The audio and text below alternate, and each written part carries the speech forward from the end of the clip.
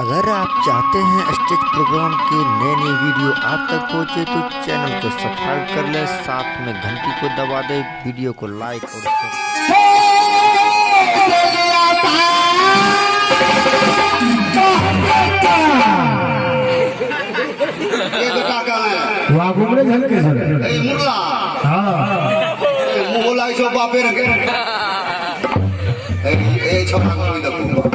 अरे हिंदुस्तान चौक में बेटे नहीं 2 साल के छोरा देखो बड़का अब मैं महारानी जी के बोलबे ना बनकी खबरा के छे बाह बेटा अरे बोला जो बाप बोले के नहीं हो सुनो रे आज रात भर के लिए ये बुद्धू ग्राम में बूढ़ा हो या जवान हो या बच्चा हो जो आज होगा सब रात भर के लिए तुम बेटा हो। आज रात भर के लिए हाँ हम सबका बेटा है। हाँ ना मोहल्ला जो सबके बाबू रहेंगे राते भर ना अभी भी बेटा टेम्पो है से देखते रहिए कोई बात नहीं।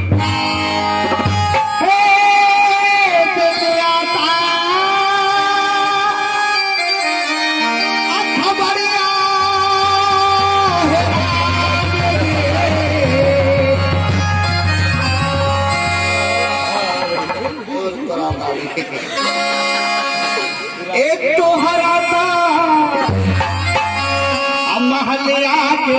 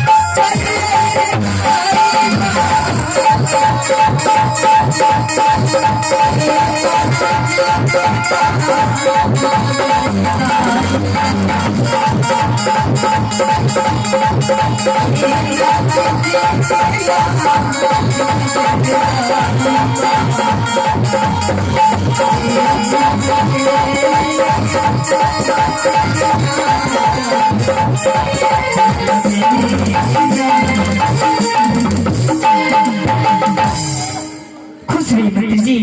क्या बात है मंत्री जी, आज देख रहा हूँ हाल में महाराज जी दरबार में आपको बुलाए हैं। क्या मेरे स्वामी जी दरबार में बुलाए हैं? हाँ तोरा स्वामी जी बोले क्या मैं हम जने स्वामी जी के लिए पर काबू हमरो सख समाधि पाके गांव पर इन्होंने महाराज जी बुलाए हैं दरबार में। ठीक है मंत्री जी, जाने के लिए यात्रा कीजिए। ठीक है मास्टर साहब, आज हमारे मास्टर साहब का पछवाड़ पकड़ाए देखिए हम मास्टर साहब, चलिए सबसे पहले दरबार में मिलते महाराज से।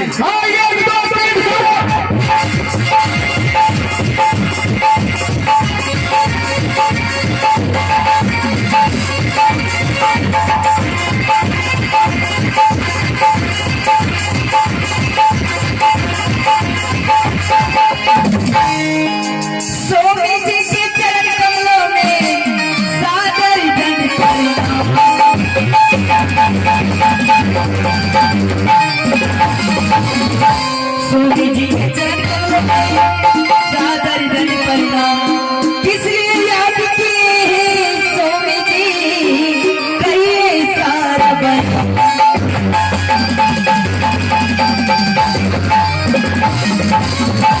हमारा कुल कमलिया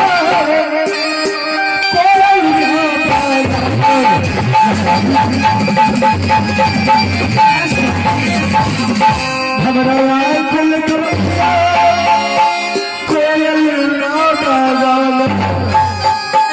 माता कुल एक पुत्र दिया रानी जानती है श्री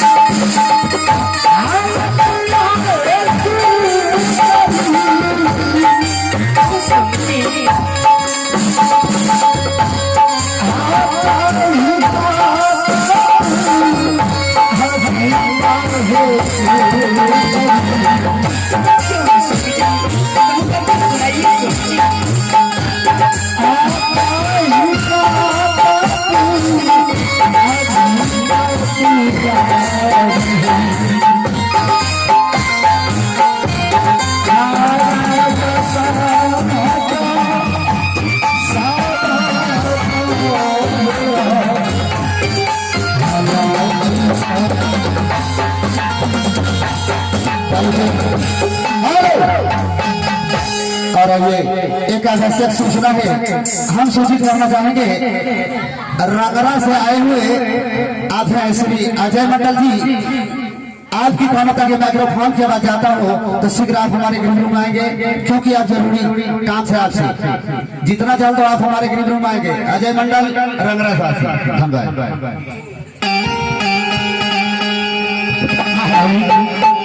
स्वामी जी आज क्या बताओ महारानी, इस महल में मुझे कोई चीज की कमी नहीं है। क्यों नहीं स्वामी जी? 14 कोस के राज है, 3,000 हो, घोड़ा घुड़सवार हो, कंचन का महल है।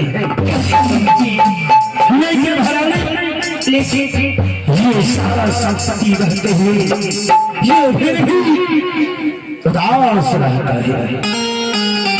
महारानी स्वामी जी, आज ये पुत्र के लिए ये महल तो क्या, ये पूरा जग सूना सूना सा उदास रहता है। क्या बताओ महाराज, क्या स्वामी जी? हर बिंदु से मुझे यही सुनने के लिए मिलता है। क्या स्वामी जी? तो देखो, राजा उतान पान सिंह निपुत्र उस वक्त महारानी मेरा सर शर्म से झुक जाता है। स्वामी जी, दुख तो मुझे भी है, जो कि एक नारी होकर के एक पुत्र का जन्म नहीं दे सकी। स्वामी जी, ये तो ईश्वर का खेती है, किसी का पुत्र देना, किसी को विपुत्र रखना। हाँ महारानी, ये सच तुम कह रही हो, ये ईश्वर का खेती है, लेकिन ये खेल क्या हमारे साथ ही खेलना था सर को। स्वामी जी